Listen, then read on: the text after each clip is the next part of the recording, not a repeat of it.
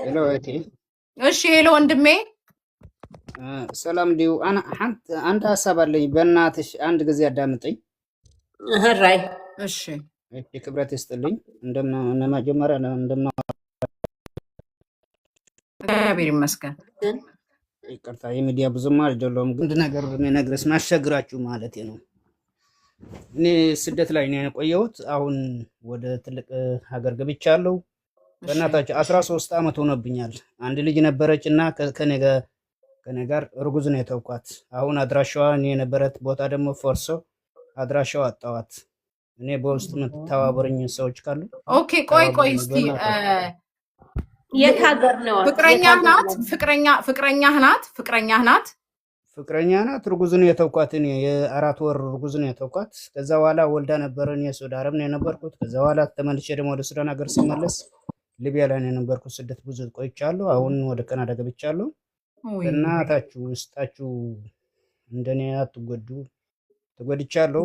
እሷ ደግሞ አድራሻዋን ጠፋብኝ። ችግር የለውም እናገኛታለን። ተረጋጋ። ቆይ ፎቶ አለክ? ፎቶዋ የለኝም። ትዕግስት ቀስ ኪዳነ ማርያም ትባላለች። የወልዲያ ልጅ ናት። ኦኬ ቆይ የት ነው ስደት? መጀመሪያ የት ነው የተለያያችሁት?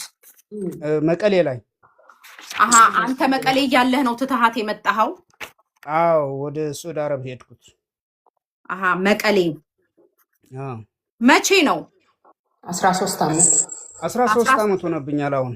ውይ ልጅህ አድጓል። 13 ዓመት። እሺ ከዛ በኋላ እንገናኝ ነበር። ከዛ በኋላ ያድራሻው የነበረትበት ቦታ ደግሞ ፈርሰዋል።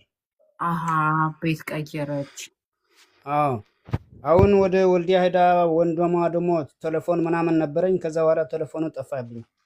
እሺ ስሟ ማን ነው? ትዕግስት ኪዳኔ። ትዕግስት ቄስ ኪዳነ ማርያም ትባላለች። ትዕግስት ወልዲያ ልጅ ናት። ቄስ ኪዳነ ማርያም ቄስ ኪዳነ ማርያም። ወንድሟ ኢሳቅ ይባላል። ወልዲያ ዩኒቨርሲቲ ነው የጨረሰ። ወንድሟንም ጻፊው። ወንድሟ ማን ነው? ኢሳቅ ይባላል። ኢሳቅ ነው። ወልዲያ ዩኒቨርሲቲ ነው የጨረሰው ትምህርቱን። ኦኬ ኢሳቅ ወልዲያ ዩኒቨርሲቲ። ታውቃለህ? ልጅ የወለደችው ወንድ ይሁን ሴት ታውቃለህ? የወለደችው ልጅ ወንድ ነው። ተመስገን ይባላል። ኦኬ ወንድ ልጅ አላቸው። ተመስገን ነው ስሙ። እሺ ስምህን ንገረን። አትክልት ይባላሉ። እሺ አትክልት።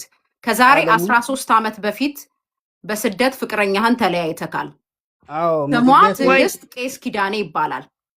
አዎ ምትኖሩ መቀሌ ነው። አዎ ኢሳቅ የሚባል ደግሞ ወንድሟ ወልዲያ ዩኒቨርሲቲ የጨረሰ። ወንድሟ ኢሳቅ ይባላል። ወልዲያ ዩኒቨርሲቲ ነው የጨረሰው። አዎ የወለደችው ወንድ ልጅ ነው። ልጇ ማን ይባላል?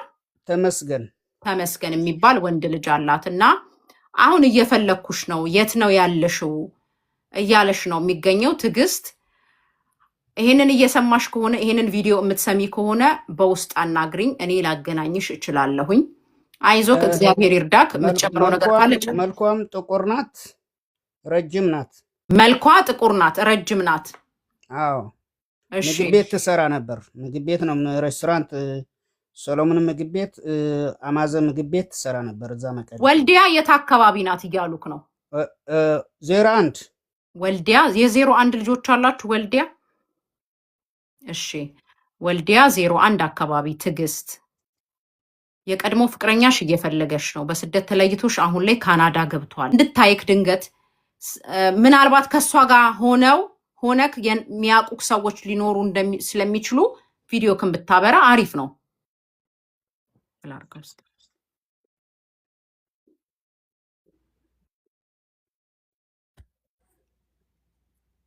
ይኸው አሁን እሷ ቲክታክ የምትከታተል ከሆነ በእርግጠኝነት ታውቀዋለች። የቀድሞ ፍቅረኛሽ ብርሃነ ከዛሬ 13 ዓመት በፊት በስደት ተለያይታችሁ ነበረ። ትዕግስት ይሄንን የምትከታተይ ከሆነ አሁን እንግዲህ የቀድሞ ፍቅረኛሽ ካናዳ ገብቷል፣ እየፈለገሽ ነው። የት ነው ያለሽው?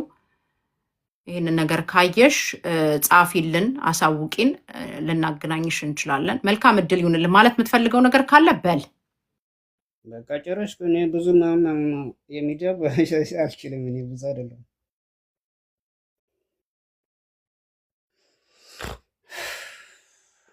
አዎ ምናልባት ያው እሷ የነበረችበት ቦታ እሱ እንደተናገረው ፈርሷል።